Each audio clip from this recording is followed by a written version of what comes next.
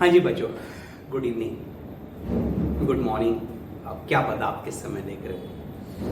चलिए, तो पिछली क्लास में हम लोगों ने राइट्स ऑफ पार्टनर्स डिस्कस किए थे। एंड राइट्स ऑफ पार्टनर्स में उनके जो राइट्स हैं वो they are subject to agreement. याद है? इसका मतलब ये हुआ कि पहले उनका एग्रीमेंट देखा जाएगा। तो अगर मान लीजिए हम और आपने पार्टनरशिप किया, तो उस समय जब पार्टनरशिप बनाई तो जो भी हम तय करेंगे, जो भी हम एग्रीमेंट करेंगे, वो सुपरसीड करेगा। सुपरसीड करेगा मीन्स कि लॉ फिर इंटरफियर नहीं करेगा। लाइक हमने तय करा कि भाई प्रॉफिट शेयरिंग रेशियो 60-40 होगा, 60 मेरा 40 आपका। चलो अच्छा, 60 आपका 40 मेरा, बस खुश। अब पार्टनरशिप एक्ट क्या कहता है? प्रॉफिट शेयरिंग रेशियो इक्वल होगा। तो इक्वल नहीं होगा, क्योंकि जब मैंने 60-40 हमने आपने तय किया हुआ है तो इट विल बी 60-40, फिर 50-50 नहीं लगेगा। सर ऐसे ही एडमिशन का राइट, अब उसमें देयर वाज ए कंडीशन कि जब एडमिशन होगा तो सबकी कंसेंट से होगा, लेकिन पार्टनरशिप एग्रीमेंट में लिखा है कि मेजॉरिटी की कंसेंट से हो सकता है, तो मेजॉरिटी वाली बात मानी जाएगी। तो all the rights and duties, sir duties of partner, तो जो ड्यूटीज हैं बच्चों, they are also subject to agreement among या बिटवीन पार्टनर्स। तो जो उनके बीच में एग्रीमेंट हुआ है वो मेन है। उस एग्रीमेंट को हम सर बड़ा मानेंगे, लेकिन उसके अलावा हमारे पास जनरल ड्यूटीज। सर जी जनरल मतलब सिंपल ड्यूटीज हैं, कुछ सीधे सीधे पॉइंट्स हैं, तो उसको जनरल ड्यूटीज कहा गया। और पहला पॉइंट है to carry on the business of partnership for greatest common advantage, to carry on business of firm to the greatest common advantage। मतलब हम ऐसा काम करेंगे एज पार्टनर्स, इस तरह से कार्य किया जाएगा जिससे सबको फायदा हो, जिससे फर्म को फायदा हो। सबकी एडवांटेज की बात करेंगे। कोई पार्टनर अपनी पर्सनल एडवांटेज के लिए काम नहीं करेगा। जो भी वर्क होगा वो सबकी एडवांटेज के लिए किया जाएगा। सर दूसरा, to be just and faithful to each other, यानी कोई भी पार्टनर बेईमानी नहीं करेगा। सर कोई किसी के साथ किसी प्रकार की हेराफेरी नहीं करेगा, और पार्टनरशिप में वो ईमानदारी से और सद्विश्वास में एक दूसरे के प्रति विश्वास रखते हुए काम करेंगे। ठीक sir, to render true account to other partners और हिज रिप्रेजेंटेटिव्स। सर जी अगर पार्टनरशिप है और सपोज करिए कुछ ट्रांजैक्शंस मैंने किए हुए हैं, तो इट इज माय ड्यूटी कि मैं आपको प्रॉपर उसका अकाउंट दूं, प्रॉपर उसका हिसाब किताब दूं, प्रॉपरली बताऊं कहां से कितना पैसा आया, कहां कितना खर्च हुआ। ये it is my duty to render the account to you.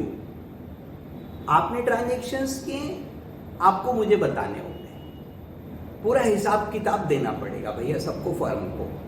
तो फर्म सबसे हिसाब मांगेगी और सारे पार्टनर्स फर्म को प्रॉपर जो कुछ भी उन्होंने ट्रांजेक्ट किया है वो बताएंगे, किसी प्रकार की उसमें बेईमानी नहीं होगी। और सर अगर सपोज करिए किसी पार्टनर की डेथ हो गई, तो उसके लीगल रिप्रेजेंटेटिव को आपको अकाउंट देना होगा।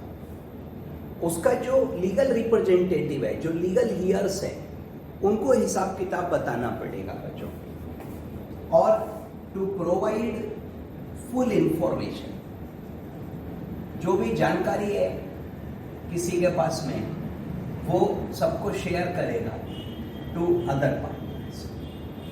तो देखिए ये जनरल पॉइंट्स हैं, और इन सब का अगर हम सारांश देखें, मतलब भावार्थ करें, मतलब कंक्लूड करें, तो पार्टनरशिप एक प्रकार से विश्वास का रिश्ता है, विश्वास पर टिका हुआ है। सर फेथफुली सारा काम करेंगे, कॉमन एडवांटेज के लिए करेंगे, प्रॉपर हिसाब किताब प्रोवाइड करेंगे, सारी जानकारी प्रोवाइड करेंगे, कुछ भी छुपाने का नहीं है।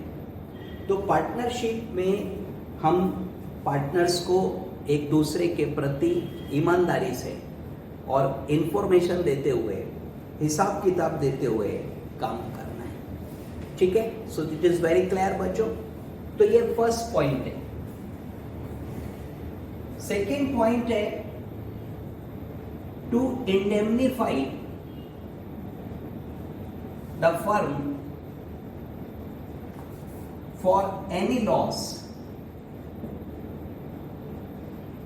caused by partners fraud। तो देखिए, अगर मान लीजिए हम और आप पार्टनर्स हैं और मैंने किसी प्रकार की कोई फ्रॉड करी, बेईमानी करी, तो पहले तो करनी नहीं थी, फिर भी कर ली मैंने, तो फर्म को जो कुछ भी लॉस होगा ड्यू टू माई फ्रॉड के कारण, तो मैं उसको इंडेमनीफाई करूंगा। Indemnify means to compensate. तो फर्म को जो भी नुकसान होगा किस वजह से, मेरे फ्रॉड के कारण, तो वो मैं पूरा करूंगा और उसको मैंने पूरा करना पड़ेगा। फर्म के लॉस को मैं भरपाई करूंगा बच्चों। ठीक है, duty to attend diligently to his duties. ये देखिए कितनी कर्री लैंग्वेज है। Duty to attend diligently his duties, diligently his duties. तो जो भी कार्य दिया गया है, ड्यूटीज हियर मींस जो भी काम वो कर रहा है वो उसको डिलिजेंटली करेगा। सर डिलिजेंटली मतलब प्रॉपर होशियारी के साथ में करेगा, किसी प्रकार की उसमें सर यहां पर आई आएगा, यहां पर ई आएगा, तो किसी प्रकार की उसमें सर लापरवाही नहीं होगी। डिलिजेंटली मतलब कॉमन सेंस के साथ, डिलिजेंटली मतलब होशियारी के साथ, डिलिजेंटली मतलब ईमानदारी के साथ प्रॉपरली काम करेंगे। तो अगर सपोज एक पार्टनर को हमने परचेस का काम दिया हुआ है कि भाई परचेस तुम्हें करनी है, तो डिलिजेंटली मीन्स कि वो मार्केट में पहले पता करे कहाँ पे क्या चीज़ किस रेट पे मिल रही है, और जो बेस्ट पॉसिबल रेट है उसमें गुड्स को परचेस करे, और सर जी अच्छी क्वालिटी की गुड्स खरीदे, दिस इज डिलिजेंटली। अब वो घटिया क्वालिटी की गुड्स खरीद लेता है, तो ये सामान्य बुद्धि कहाँ है?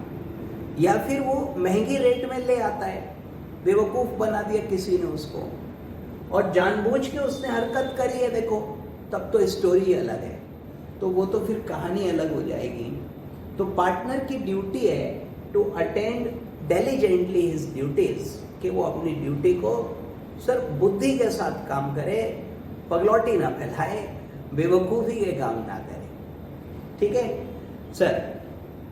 Next is duty to work without remuneration. वाह, तो शॉर्ट में लिख देता हूं, no remuneration is payable for working.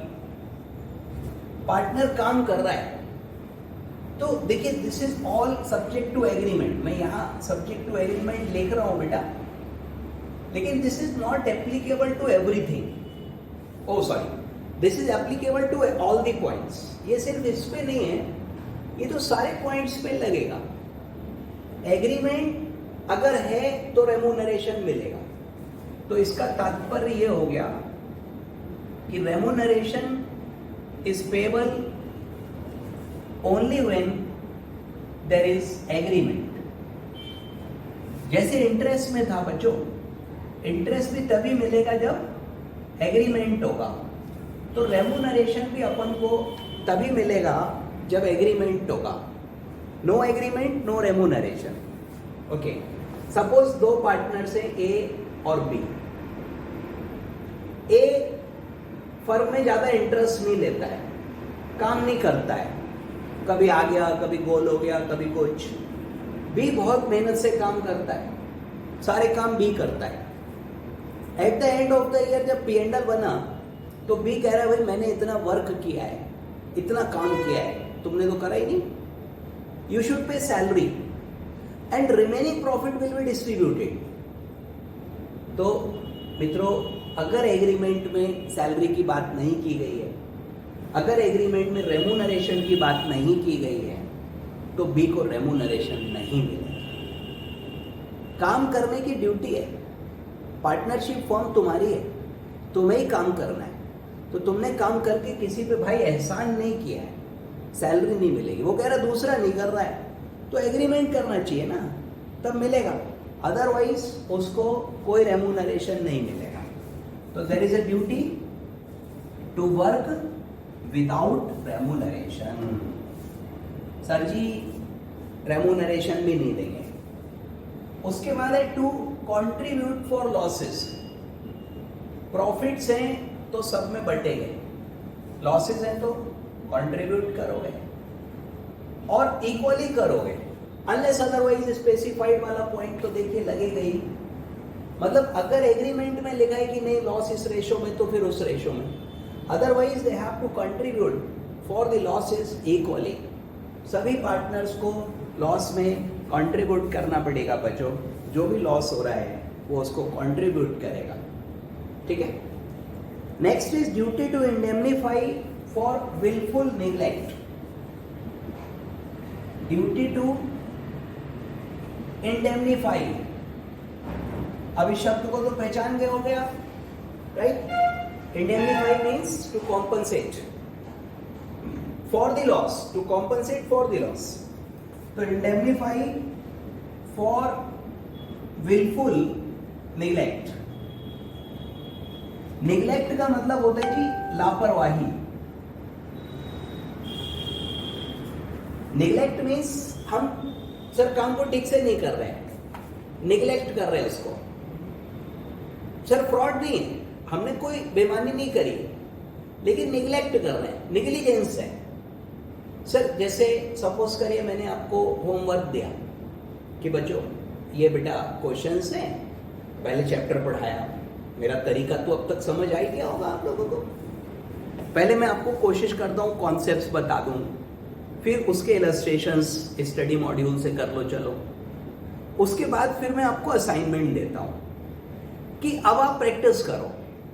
उससे क्या होता है, एक तो आपकी प्रैक्टिस हो जाती है, तो आपने स्टडी मॉड्यूल ठीक से करा नहीं करा, वीडियोस ठीक से देखे नहीं देखे, तो जब आप वो क्वेश्चंस करते हो तो अपने आप आपको एक आइडिया आता है कि हाँ जी मैं कर पा रहा हूँ या मैं नहीं कर पा रहा हूँ। छोटी मोटी दो एक प्रॉब्लम्स आती हैं, वो लॉजिकल है। देखो कुछ पॉइंट्स नए आ जाते हैं, कुछ चीज़ें पहले नहीं बताई गई होती हैं वो आ जाती हैं, तो वहाँ पे थोड़ा सा हमने पूछा या हमने डिस्कस करा, वो बिल्कुल एक रीजनेबल चीज़ है। लेकिन अगर हम पूरा ही नहीं कर पा रहे हैं तो इसका मतलब निग्लिजेंस थी। अर्लियर ओकेजन जब मैंने कराया था उस चीज को, तो वी वर निग्लिजेंट, हमने लापरवाही करी। ठीक सर, ये जो लापरवाही है फ्रॉड तो नहीं है, कोई आपने मेरे साथ बेईमानी तो नहीं करी, लेकिन दिस इज रॉन्ग, गलत तो है।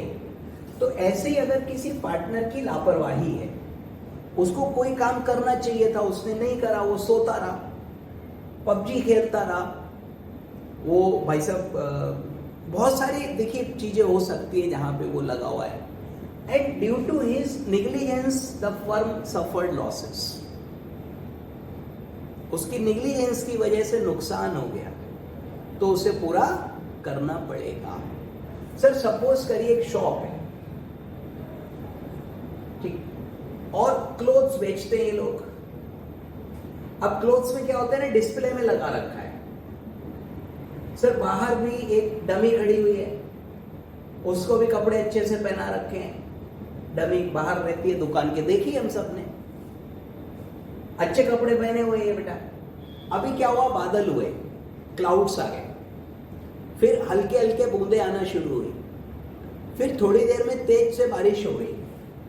मिस्टर ए इस समय शॉप पे थे, द पार्टनर, क्या करना चाहिए? सर इंटेलिजेंटली बताओ, मतलब सामान्य बुद्धि का व्यक्ति इस स्थिति में क्या करेगा? जो बाहर बेटा इन्होंने क्लोथ्स डिस्प्ले में लगा रखे और ये डमी है, इसको उठा के अंदर रखवाएगा। सर्वेंट को बोलेगा अरे भाई जल्दी करो, जल्दी से अंदर ले जाओ, चलो। सर्वेंट नहीं अवेलेबल है, खुद करेगा। अरे सर खराब हो जाएंगे, है ना? लेकिन ये जनाब आराम से अपना मोबाइल पे और पबजी देखते रहे, पबजी खेलते रहे, और कुछ भी करते रहे, यार छोड़ो ना। तो ये क्या है? इसकी नेग्लिजेंस, ये इसकी नेग्लिजेंस है, बिल्कुल है, जानबूझ के करी इसने। मित्रों, फर्म को लॉस हुआ, नाउ ही विल इंडेमनिफाई। इस नुकसान की भरपाई मिस्टर ए को करनी पड़ेगी, क्योंकि ये नुकसान इनकी लापरवाही की वजह से हुआ है। तो लापरवाही करोगे तो नुकसान पूरा करोगे बेटा। नेक्स्ट, फर्म की प्रॉपर्टी यूज करेंगे for firm. Use the firms property, sorry, for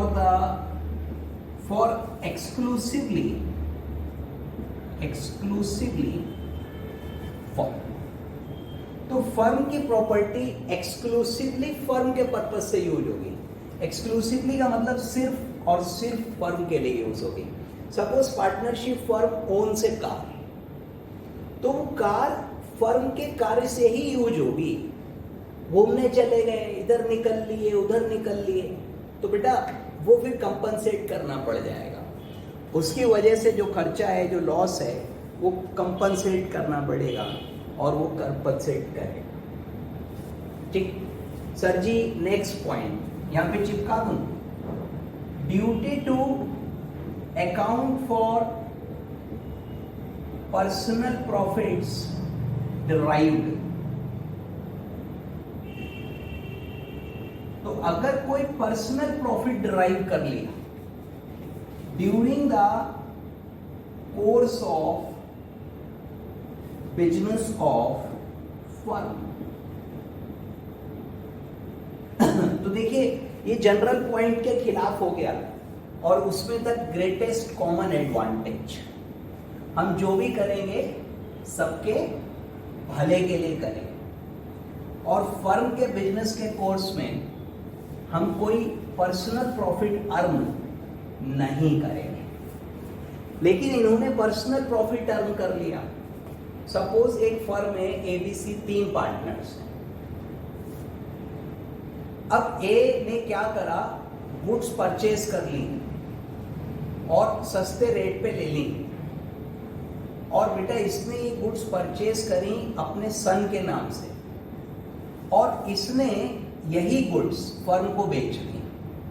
ठीक, ये खरीदी इसने 1 लाख रुपए की और फर्म को बेची 1,20,000 रुपए की। सर मिस्टर ए पार्टनर है, इन्होंने कहीं बाहर से गुड्स खरीदी, 1 लाख रुपीस की परचेज हुई, अपने बेटे के नाम से खरीद ली, और बेटे ने क्या किया, फर्म को बेच दिया बाद में। वही मिस्टर ए ने खरीदवा दिया 1,20,000 में, 20,000 का प्रॉफिट बेटे को हो गया। बेटे बस यही गलती हो गई। सर ये पर्सनल प्रॉफिट हो गया, ये इसने अपने आप प्रॉफिट कमा लिया, खुद खा गया। ये बेईमानी है कहीं ना कहीं, ये फ्रॉड है कहीं ना कहीं। और ऐसे पर्सनल प्रॉफिट्स को सर लॉ कहता है कि आपको फर्म को देना पड़ेगा और ये फर्म को दिया जाएगा।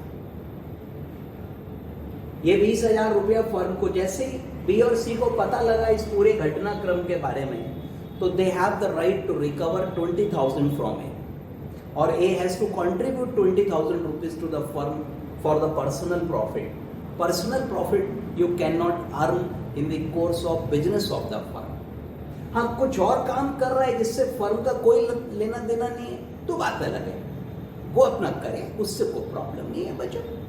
Next, not to compete with the firm, not to compete with firm। Sir unless otherwise agreed तो देखो है ही, मतलब अगर एग्रीमेंट में ये राइट है कि आप compete कर सकते हो तो ठीक है, बहुत बढ़िया करो, otherwise you can not compete with the firm। Okay, suppose ABC की एक फर्म है, 3 पार्टनर्स हैं ये लोग, और इनका बिजनेस है क्लोथ मर्चेंट। अभी वहीं ले आते हैं बार बार हम लोग। अब मिस्टर ए की अपनी एक पर्सनल शॉप भी है जिसमें मिस्टर ए सर क्लोथ्स का काम नहीं कर सकते। As cloth merchant he can not work क्योंकि that is competing with the firm. हाँ, इस दुकान पे ये स्वीट्स बेच रहे हैं, हमें कोई प्रॉब्लम नहीं है। कंप्यूटर बेच रहे हैं, हमें कोई प्रॉब्लम नहीं है। ड्राई क्लीनिंग की दुकान खोल रखी है, हमें कोई प्रॉब्लम नहीं है। फर्म से compete नहीं करोगे। अगर फर्म से compete करोगे तो जो प्रॉफिट होगा वो फर्म को देना पड़ेगा। लॉस नहीं, लॉस को झेलोगे, बट प्रॉफिट होगा वो फर्म को देना पड़ेगा।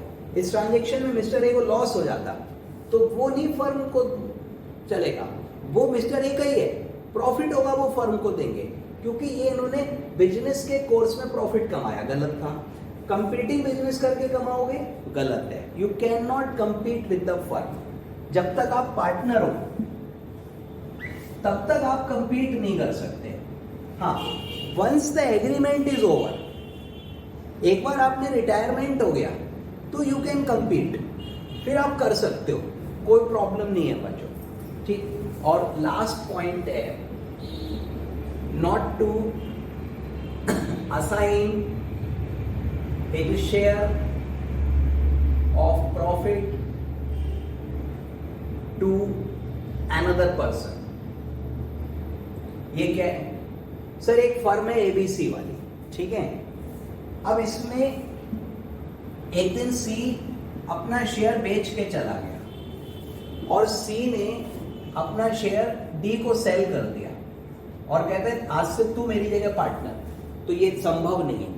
This can be done only with the consent of all partners. Majority से भी नहीं होगा, ये सबकी सहमति से होगा।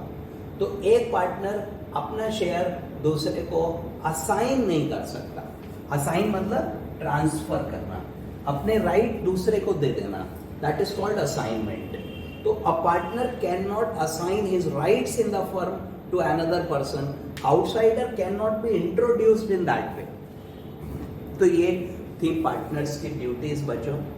तो बेसिकली सबके इंटरेस्ट के लिए काम करना है, फर्म के बिजनेस को, ड्यूटीज को डिलिजेंटली पूरा करना है, एक दूसरे के प्रति फेथफुल रहना है, प्रॉपर अकाउंट उसको सबमिट करना है, रेंडर करना है, बेईमानी नहीं करनी किसी तरीके की।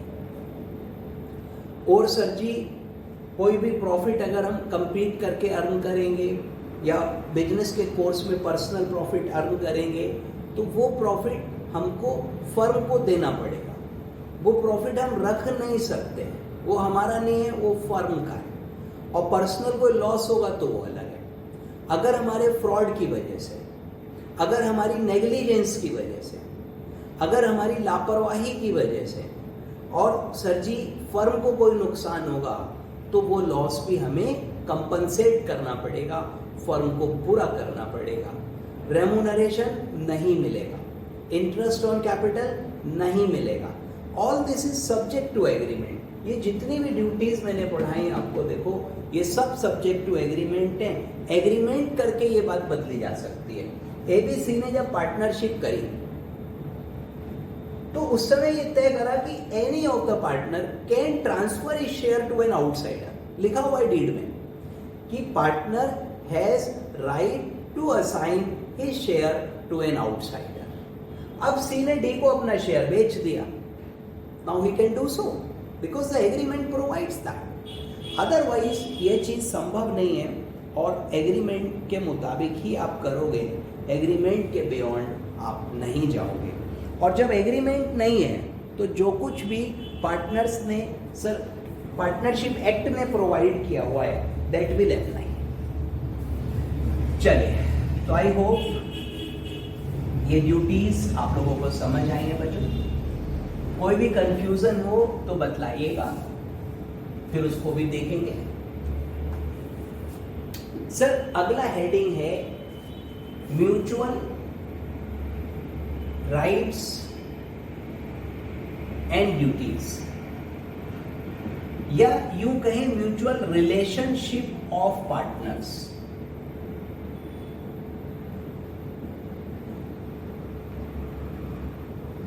ठीक, तो देखिए सब्जेक्ट टू एग्रीमेंट।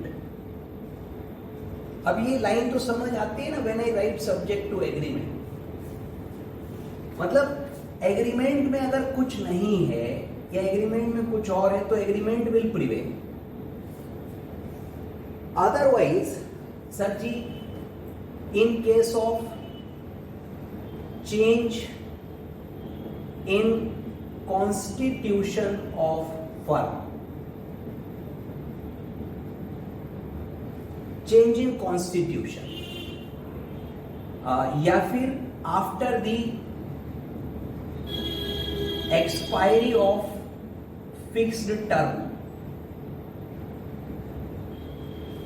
और या फिर for a new venture,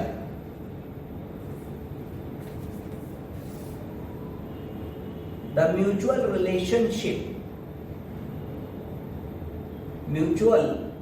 relationship of partners shall remain unchanged, अर्थात से।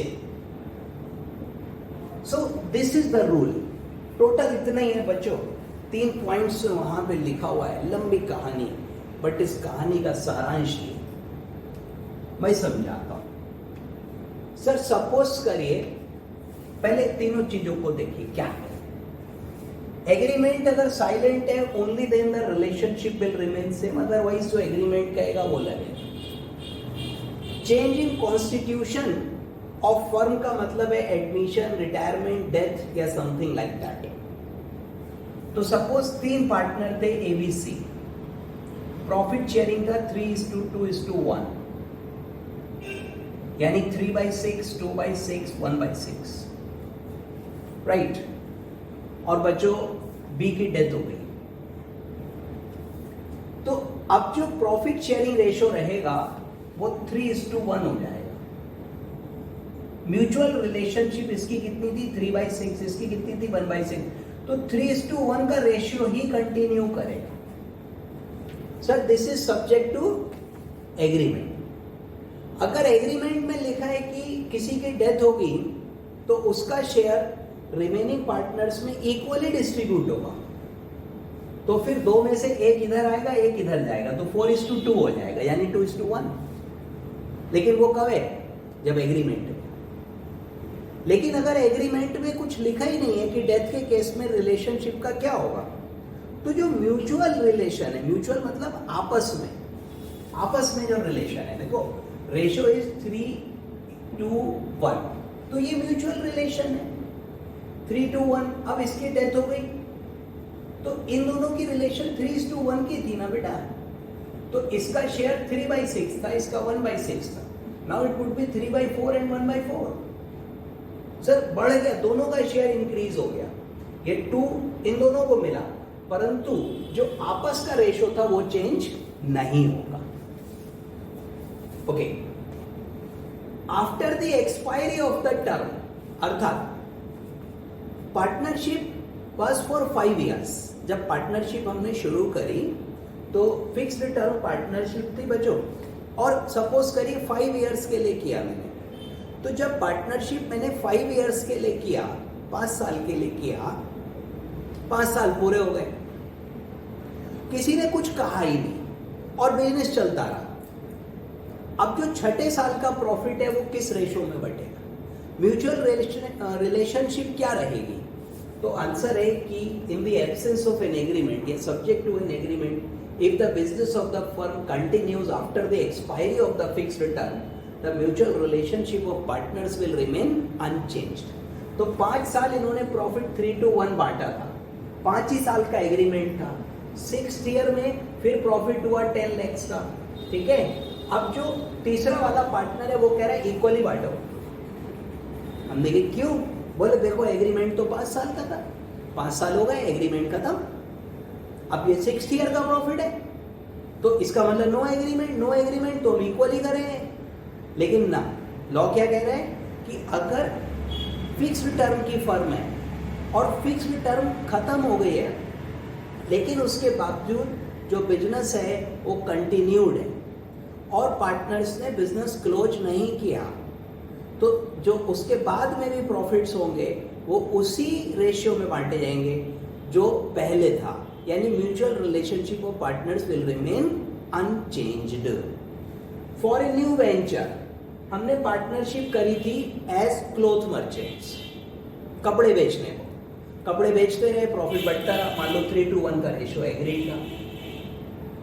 उसके बाद एक दिन कंप्यूटर का काम और शुरू कर दिया और उसका तय नहीं हुआ कि आपस में क्या रेशियो होगा, तो कंप्यूटर के बिजनेस से जो प्रॉफिट होगा बच्चों वो पुराने रेशियो में डिस्ट्रीब्यूट होगा।